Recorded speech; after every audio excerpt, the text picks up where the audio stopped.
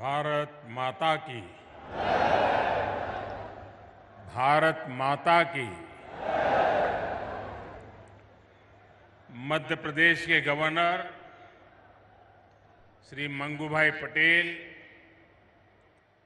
मुख्यमंत्री भाई शिवराज जी,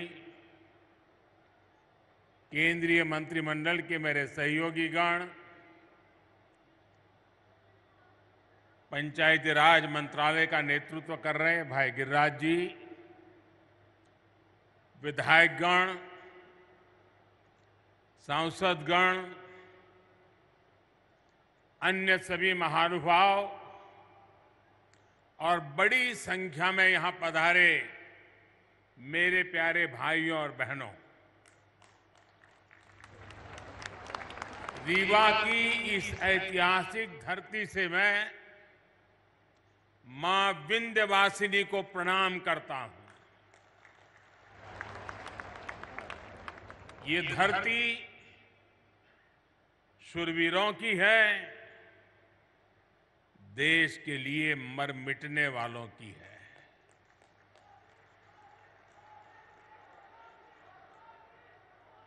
मैं अनगिनत बार रीवा आया हूं, आपके बीच आया हूं और हमेशा मुझे आपका भरपूर प्यार और स्नेह मिलता रहा है। आज भी इतनी बड़ी संख्या में आप सभी लोग हमें आशीर्वाद देने आए हैं। मैं आप सभी का हृदय से आभार व्यक्त करता हूं। आप सभी को देश की 2.5 लाख से अधिक पंचायतों को राष्ट्रीय पंचायती राज दिवस की बहुत बहुत शुभकामनाएं। आज आपके साथ ही 30 लाख से ज्यादा पंचायत प्रतिनिधि भी हमारे साथ वर्चुअली जुड़े हुए हैं। ये निश्चित रूप से भारत के लोकतंत्र की बहुत ही सशक्त तस्वीर है। हम सभी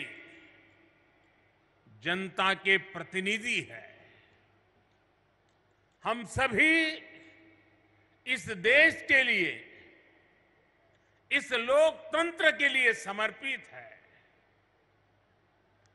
काम के दायरे भले ही अलग अलग हो, लेकिन लक्ष्य एक ही है, जन सेवा से राष्ट्र सेवा। मुझे खुशी है कि गांव गरीब का जीवन आसान बनाने के लिए जो भी योजनाएं केंद्र सरकार ने बनाई हैं, उन्हें हमारी पंचायतें पूरी निष्ठा से जमीन पर उतार रही है। भाई और बहनों, आज यहां ई ग्राम स्वराज और ई ग्राम पोर्टल को मिलाकर जो नई व्यवस्था लॉन्च की गई है, उससे आपका काम और आसान होने वाला है। पीएम स्वामित्व योजना के तहत भी देश के 35 लाख ग्रामीण परिवारों को प्रॉपर्टी कार्ड दिए गए हैं। आज मध्य प्रदेश के विकास से जुड़ी 17,000 करोड़ रुपए से अधिक की परियोजनाओं का शिलान्यास और लोकार्पण भी हुआ है। इसमें रेलवे के प्रोजेक्ट्स हैं, गरीबों को पक्के घर के प्रोजेक्ट्स हैं, पानी से जुड़ी परियोजनाएं हैं, गांव गरीब का जीवन आसान बनाने वाले, रोजगार का निर्माण करने वाले इन प्रोजेक्ट्स के लिए भी मैं आप सभी को बहुत बहुत बधाई देता हूं। साथियों, आजादी के इस अमृत काल में हम सभी देशवासियों ने विकसित भारत का सपना देखा है और उसे पूरा करने के लिए दिन रात मेहनत कर रहे हैं। भारत को विकसित बनाने के लिए भारत के गांवों की सामाजिक व्यवस्था को विकसित करना जरूरी है। भारत को विकसित बनाने के लिए भारत के गांवों की आर्थिक व्यवस्था को विकसित करना जरूरी है। भारत को विकसित बनाने के लिए भारत के गांवों की पंचायती व्यवस्था को भी विकसित करना जरूरी है। इसी सोच के साथ हमारी सरकार देश की पंचायती राज व्यवस्था को मजबूत करने के लिए लगातार काम कर रही है। पहले की सरकारों ने कैसे पंचायतों से भेदभाव किया और उनसे उल्टा कैसे हम उन्हें सशक्त कर रहे हैं, पंचायतों में सुविधा बढ़ा रहे हैं, ये आज गांव वाले भी देख रहे हैं, देश के लोग भी देख रहे हैं। 2014 के पहले पंचायतों के लिए वित्त आयोग का अनुदान 17,000 करोड़ रुपए से भी कम था। आंकड़ा याद रखोगे आप? आंकड़ा याद रखोगे? कुछ आप बताओगे तो मुझे पता चलेगा। याद रखोगे? 14 के पहले 17,000 करोड़ से कम। क्या इतनी कम राशि से इतना बड़ा देश, इतनी सारी पंचायतें कैसे अपना काम कर पाती? 2014 में हमारी सरकार आने के बाद पंचायतों को मिलने वाला ये अनुदान 70,000 से बढ़ाकर 2 लाख करोड़ रुपए से ज्यादा हो गया है। आप बताएंगे मैंने कितना बताया? पहले कितना था, अब कितना हुआ? चला जाए साहब। अब आप अंदाज लगा सकते हैं काम कैसे करते हैं। मैं आपको 2 और उदाहरण देता हूं। 2014 से पहले के 10 वर्षों में, मैं उन 10 साल की बात करता हूं, केंद्र सरकार की मदद से 6,000 के आसपास ही पंचायत भवन बनवाए गए थे। पूरे देश में करीब करीब 6,000 पंचायत घर बने थे। हमारी सरकार ने 8 साल के अंदर अंदर 30,000 से ज्यादा नए पंचायतों भवन का निर्माण करवा चुकी है। अब ये आंकड़ा भी बताएगा कि हम गांवों के लिए कितने समर्पित हैं। पहले की सरकार ने ग्राम पंचायतों तक ऑप्टिकल फाइबर पहुंचाने की योजना भी शुरू की थी, लेकिन उस योजना के तहत देश की 70 से भी कम, 100 भी नहीं, 70 से भी कम ग्राम पंचायतों को ऑप्टिकल फाइबर से जोड़ा गया था। वो भी शहर के बाहर जो नजदीक में पंचायत पड़ती थी वहां पर गए थे। ये हमारी सरकार है जो देश की 2 लाख से ज्यादा पंचायतों तक ऑप्टिकल फाइबर को ले गई है। फर्क साफ है दोस्तों। आजादी के बाद की सरकारों ने कैसे भारत की पंचायती राज व्यवस्था को ध्वस्त किया, मैं इसके विस्तार में नहीं जाना चाहता। जो व्यवस्था आजादी के भी सैकड़ों वर्ष, हजारों वर्षों पहले से थी, उसी पंचायती राज व्यवस्था पर आजादी के बाद भरोसा ही नहीं किया गया। पूज्य बापू कहते थे, भारत की आत्मा गांवों में बसती है, लेकिन कांग्रेस ने गांधी के विचारों को भी अनसुना कर दिया।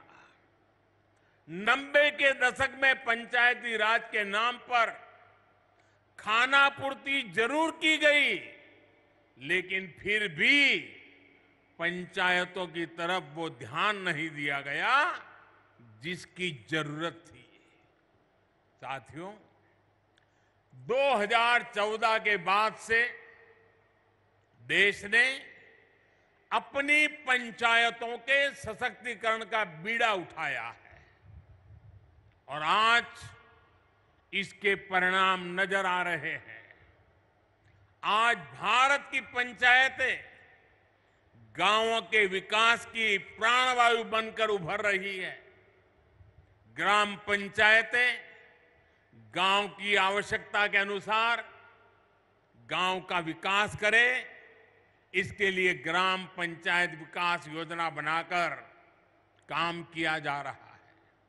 साथियों, हम पंचायतों की मदद से गांवों और शहरों के बीच की खाई को भी लगातार कम कर रहे हैं। डिजिटल क्रांति के इस दौर में अब पंचायतों को भी स्मार्ट बनाया जा रहा है। आज पंचायत स्तर पर योजनाएं बनाने से लेकर उन्हें लागू करने तक में टेक्नोलॉजी का भरपूर इस्तेमाल हो रहा है। जैसे आप लोग अमृत सरोवर पर इतना काम कर रहे हैं, इन अमृत सरोवरों के लिए जगह चुनने में, काम पूरा करने में हर स्तर पर टेक्नोलॉजी का खूब इस्तेमाल हुआ है। आज यहां ई Gram Swaraj jam integrated portal का शुभारंभ भी किया गया है। इससे पंचायतों के माध्यम से होने वाली खरीद की प्रक्रिया सरल और पारदर्शी बनेगी। इससे अब पंचायतों को कम कीमत में सामान मिलेगा और स्थानीय छोटे उद्योगों को भी अपना सामान बेचने का एक सशक्त माध्यम मिल जाएगा। दिव्यांगों के लिए ट्राइसिकल हो या बच्चों की पढ़ाई से जुड़ी चीजें, पंचायतों के सब सामान इस पोर्टल पर आसानी से मिलेगा। भाई और बहनों, आधुनिक टेक्नोलॉजी का एक और लाभ हम पीएम स्वामित्व योजना में भी देख रहे हैं। हमारे यहां गांव के घरों के प्रॉपर्टी के कागजों को लेकर बहुत उलझने रही है। इसके चलते भली भांति के वाद विवाद होते हैं, अवैध कब्जों की आशंका होती है।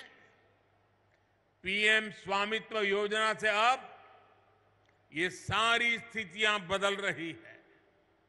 आज गांव-गांव में ड्रोन टेक्नोलॉजी से सर्वे हो रहा है, मैप बन रहे हैं। इसके आधार पर बिना किसी भेदभाव के कानूनी दस्तावेज लोगों के हाथ में सौंपे जा रहे हैं।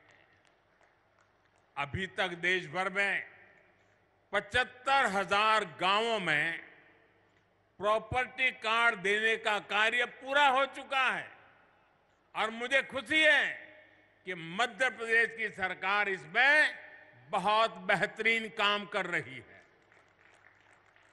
साथियों, मैं कई बार सोचता हूं कि छिंदवाड़ा के जिन लोगों पर आपने लंबे समय तक भरोसा किया, वो आपके विकास को लेकर, इस क्षेत्र के विकास को लेकर इतना उदासीन क्यों रहे? इसका जवाब कुछ राजनीतिक दलों की सोच में है। आजादी के बाद जिस दल ने सबसे ज्यादा समय तक सरकार चलाई, उसने ही हमारे गांवों का भरोसा तोड़ दिया।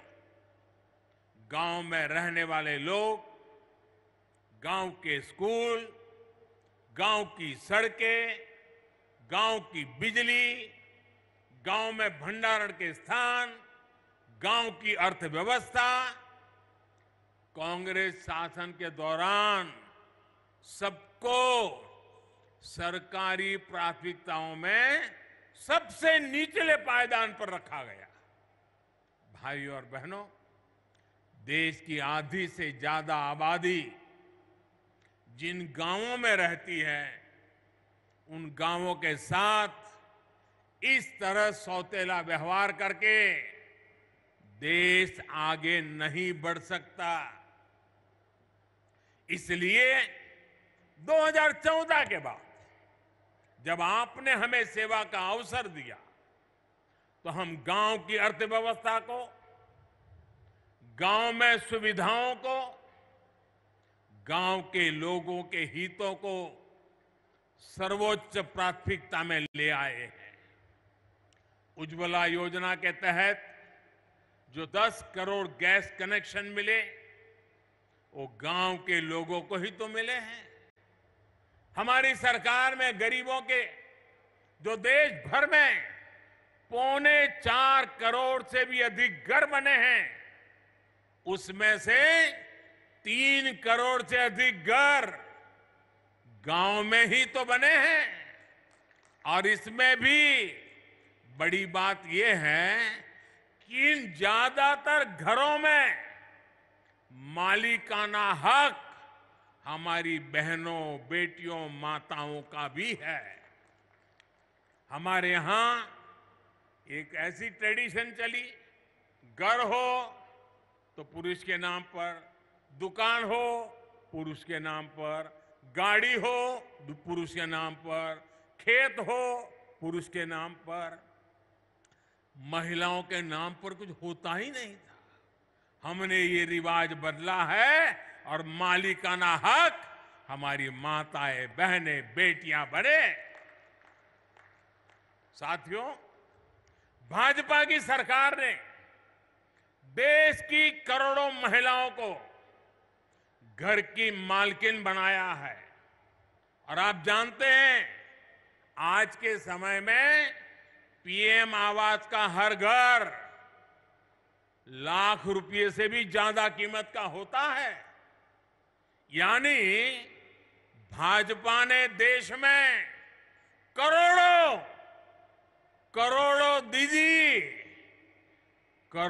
दीदी को लखपति दीदी बनाया है। मैं इन सभी लखपति दीदियों को प्रणाम करता हूं। आप आशीर्वाद दीजिए कि देश में और कोटि कोटि दीदी भी लखपति बने, इसके लिए हम काम करते रहे। आज ही यहां 4 लाख लोगों का उनके अपने पक्के घर में गृह प्रवेश हुआ है। इसमें भी बहुत बड़ी संख्या में लखपति दीदी बन गई है। मैं सभी को बहुत बहुत बधाई देता हूं। साथियों, पीएम सौभाग्य योजना के तहत जिन 2.5 करोड़ घरों में बिजली पहुंची, उनमें से ज्यादातर गांव के ही घर हैं। गांव के रहने वाले मेरे भाई बहन हैं। गांव के लोगों के लिए हमारी सरकार ने हर घर जल योजना भी शुरू की है। सिर्फ 3-4 साल में इस योजना की वजह से देश के 9 करोड़ से अधिक ग्रामीण परिवारों को घर में नल से जल मिलने लगा है। यहां एमपी में भी गांव में रहने वाले सिर्फ 13 लाख परिवारों तक नल से जल पहुंचता था। पहले की बात करता हूं। आज एमपी के गांवों में करीब करीब 60 लाख घरों तक नल से जल पहुंचने लगा है और आपका एक जिला तो 100% हो गया है। साथियों, हमारे गांव के लोगों का पहले देश के बैंकों पर अधिकार ही नहीं माना जाता था, भुला दिया गया था। गांव के ज्यादातर लोगों के पास ना बैंक खाते होते थे और ना ही उन्हें बैंकों से सुविधा मिलती थी। बैंक खाता ना होने की वजह से सरकार जो पैसा गरीबों के लिए भेजती थी वो भी बीच में ही लूट जाता था। हमारी सरकार ने इसे भी पूरी तरह बदल दिया है। हमने जनधन योजना चलाकर गांव के 40 करोड़ से ज्यादा लोगों के बैंक खाते खुलवाए। हमने इंडिया पोस्ट पेमेंट बैंक के माध्यम से पोस्ट ऑफिस का उपयोग करके गांवों तक बैंकों की पहुंच बढ़ाई। हमने लाखों बैंक मित्र बनाए, बैंक सखियों को प्रशिक्षित किया। आज इसका प्रभाव देश के हर गांव में नजर आ रहा है। देश के गांवों को जब बैंकों की ताकत मिली है तो खेती किसानी से लेकर व्यापार कारोबार तक सब में गांव के लोगों की मदद हो रही है। साथियों, पहले की सरकारों ने भारत के गांवों के साथ एक और बड़ा अन्याय किया था। पहले की सरकारें गांव के लिए पैसे खर्च करने से बचती थी। गांव अपने आप में कोई वोट बैंक तो था ही नहीं, इसलिए उन्हें नजरअंदाज किया जाता था। गांव के लोगों को बांटकर कई राजनीतिक दल अपनी दुकान चला रहे थे। भारतीय जनता पार्टी ने गांवों के साथ हो रहे इस अन्याय को भी समाप्त कर दिया है। हमारी सरकार ने गांवों के विकास के लिए भी तिजोरी खोल दी।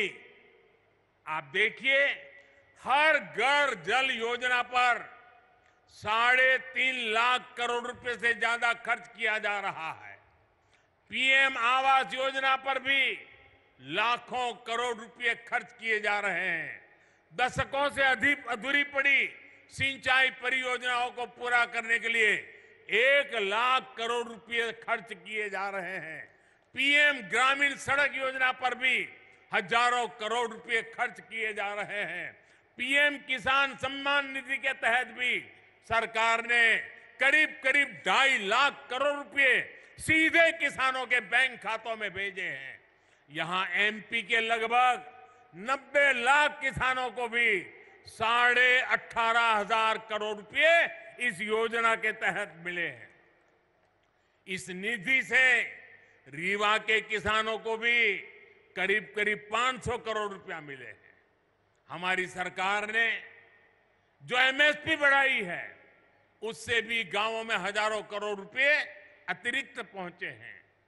कोरोना के इस काल में पिछले 3 साल से हमारी सरकार गांव में रहने वाले गरीबों को मुफ्त राशन दे रही है। गरीब कल्याण की इस योजना पर भी 3 लाख करोड़ रुपए से अधिक खर्च किए जा रहे हैं। साथियों, जब गांव में विकास के इतने काम होते हैं, जब इतना सारा पैसा खर्च होता है, तो गांव में रोजगार के अवसर भी बनते हैं।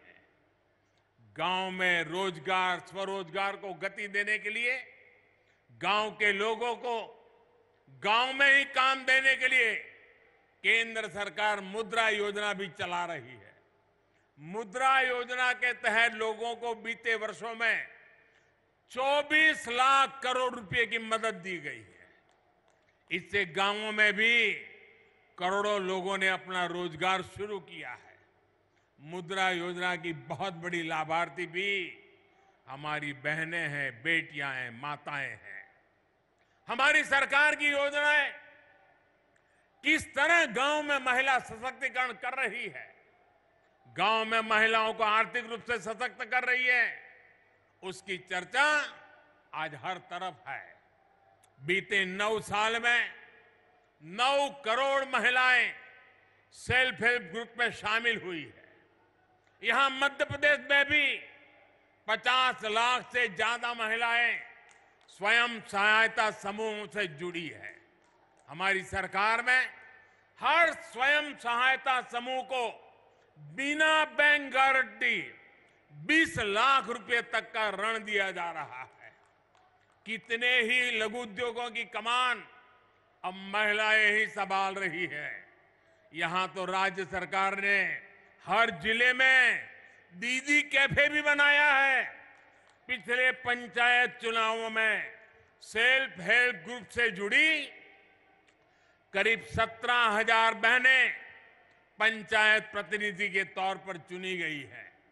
ये अपने आप में बड़े गर्व की बात है।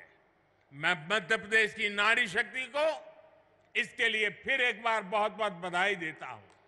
साथियों, आज यहां आजादी के अमृत महोत्सव में समावेशी विकास का अभियान भी शुरू हुआ है। ये विकसित भारत के निर्माण के लिए सबका प्रयास के भाव को सशक्त करने वाला है। विकसित भारत के लिए देश की हर पंचायत, हर संस्था का प्रतिनिधि, हर नागरिक, हम सबको जुटना होगा। ये तभी संभव है जब हर मूल सुविधा तेजी से 100% लाभार्थी तक पहुंचे, बिना किसी भेदभाव के पहुंचे। इसमें आप सभी पंचायत प्रतिनिधियों की भूमिका बहुत बड़ी है। भाई और बहनों, पंचायतों द्वारा खेती से जुड़ी नई व्यवस्थाओं को लेकर भी जागरूकता अभियान चलाने की जरूरत है। प्राकृतिक खेती को लेकर आज देश में बहुत व्यापक स्तर पर काम चल रहा है। यहां भी केमिकल खेती के नुकसान के बारे में चर्चा हुई है। हमने देखा कि कैसे हमारी बेटियों ने धरती मां की तकलीफ के बारे में हम सभी को बताया। नाट्य प्रयोग करके धरती मां की वेदना हम तक पहुंचाई है। केमिकल वाली खेती से धरती मां का जो नुकसान हो रहा है, बहुत ही आसान तरीके से हमारी इन बेटियों ने सबको समझाया है। धरती की ये पुकार हम सभी को समझनी होगी।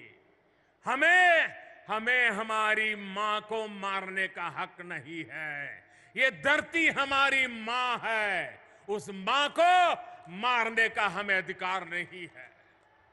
मेरा आग्रह है कि हमारी पंचायतें प्राकृतिक खेती को लेकर जन जागरण अभियान चलाए। छोटे किसान हो, पशुपालक हो, मछुआरे भाई बहन हो, इनकी मदद के लिए जो अभियान केंद्र सरकार चला रही है, उसमें भी पंचायतों की बड़ी भागीदारी है।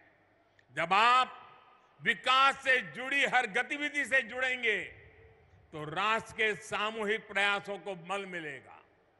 यही अमृत काल में विकसित भारत के निर्माण की ऊर्जा बनेगी। साथियों, आज पंचायती राज दिवस पर मध्य प्रदेश विकास को नई गति देने वाली कई और परियोजनाओं का शिलान्यास और लोकार्पण हुआ है। Chhindwara, Nainpur, Mandla fort rail line के बिजलीकरण से इस क्षेत्र के लोगों की दिल्ली, चेन्नई और हावड़ा, मुंबई तक कनेक्टिविटी और आसान हो जाएगी। इसका बड़ा लाभ हमारे आदिवासी भाई बहनों को भी होगा। आज छिंदवाड़ा, नैनपुर के लिए नई ट्रेनों भी शुरू हुई है। इन नई ट्रेनों के चलने से कई कस्बे और गांव अपने जिला मुख्यालय छिंदवाड़ा सिवनी से सीधे जुड़ जाएंगे। इन ट्रेनों की मदद से नागपुर और जबलपुर जाना भी आसान हो जाएगा। आज जो रीवा इतवारी छिंदवाड़ा नई ट्रेन चली है, उससे भी अब सिवनी और छिंदवाड़ा सीधे नागपुर से जुड़ जाएंगे। ये पूरा क्षेत्र तो अपने वन्य जीवों के लिए बहुत प्रसिद्ध है। यहां की बढ़ती हुई कनेक्टिविटी यहां पर्यटन भी बढ़ाएगी और रोजगार के नए अवसर भी बनाएगी। इसका बड़ा लाभ यहां के किसानों को होगा, विद्यार्थियों को होगा, रेलवे के डेली पैसेंजर्स को होगा, छोटे कारोबारी और दुकानदारों को होगा। यानी डबल इंजन की सरकार ने आज आपकी खुशियां भी डबल कर दी है। साथियों, आज मैं आपका एक और बात के लिए आभार व्यक्त करना चाहता हूं। अभी शिवराज जी ने बड़े विस्तार से वर्णन किया कि इस रविवार मन की बात के 100 एपिसोड पूरे हो रहे हैं। आप सभी के आशीर्वाद, आप सभी के स्नेह और आपके योगदान की वजह से ही मन की बात आज इस मुकाम तक पहुंचा है। मध्य प्रदेश के अनेकों लोगों की उपलब्धियों का जिक्र मैंने मन की बात में किया है। यहां के लोगों की लाखों चिट्ठियां और संदेश भी मुझे मिलते रहे हैं। इस बार रविवार को मन की बात में फिर आपसे मिलने के लिए मैं भी बहुत इंतजार कर रहा हूं, क्योंकि सेंचुरी है ना, और हमारे यहां तो सेंचुरी का जरा महत्व ज्यादा ही होता है। आप हर बार की तरह रविवार को अवश्य मेरे साथ जुड़िएगा। इसी आग्रह के साथ मैं अपनी बात समाप्त करता हूं। एक बार फिर आप सभी को पंचायती राज दिवस की अनेक अनेक शुभकामनाएं देता हूं। बहुत बहुत धन्यवाद। भारत माता की, भारत माता की, भारत माता की।